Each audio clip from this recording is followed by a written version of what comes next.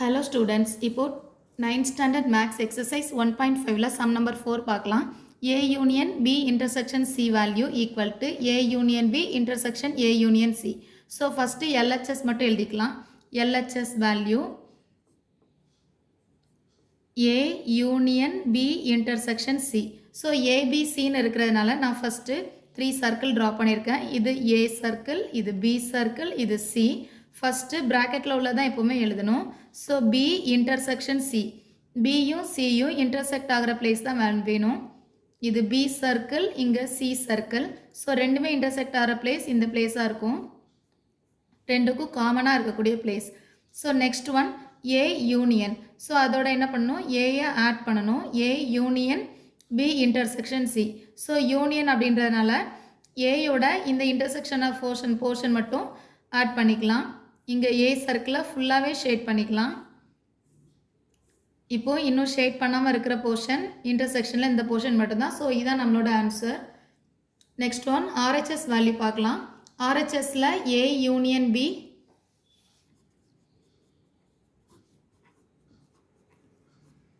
Intersection A union C கொடுத்துருக்காங்க. First ப்ராக்கெட்டில் உள்ள ஏ யூனியன் பி எழுதிக்கலாம்.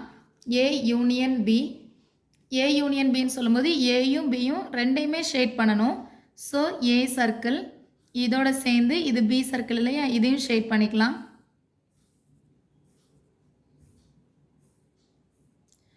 Next one A union C. So A union சின்னு சொல்லும்போது இது ஏ சர்க்கிள், இங்கே சி சர்க்கிள் இருக்குது. ஸோ ஏயும் சியும் ஷேட் பண்ணிக்கலாம்.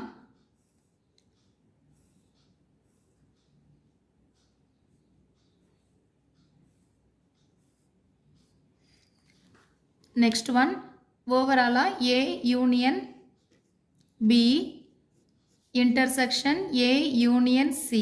ஸோ நம்ம இங்கே என்ன ஷேட் பண்ணியிருக்கோமோ அதில் இன்டர்செக்ட் ஆகிற போர்ஷன் மட்டும்தான். அப்படி பார்த்தா இதுலேயும் ரெண்டுலேயுமே ஏ ஷேட் பண்ணியிருக்கோம். ஸோ ஏ ஃபுல்லாகவே ஷேட் பண்ணிக்கலாம்.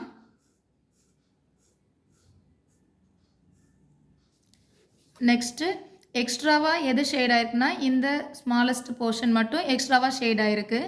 ஸோ அந்த போர்ஷன் மட்டும் ஷேட் பண்ணிக்கலாம். இப்போ இதை ஈக்குவேஷன் நம்பர் 2 அப்படின்னும் ஸ்டார்டிங்கில் ஷேட் பண்ண இதை 1ன்னு செலக்ட் பண்ணிக்கலாம். 1ம் 2ம் நமக்கு இப்போ ஈக்குவல் டயக்ராமாக இருக்குது.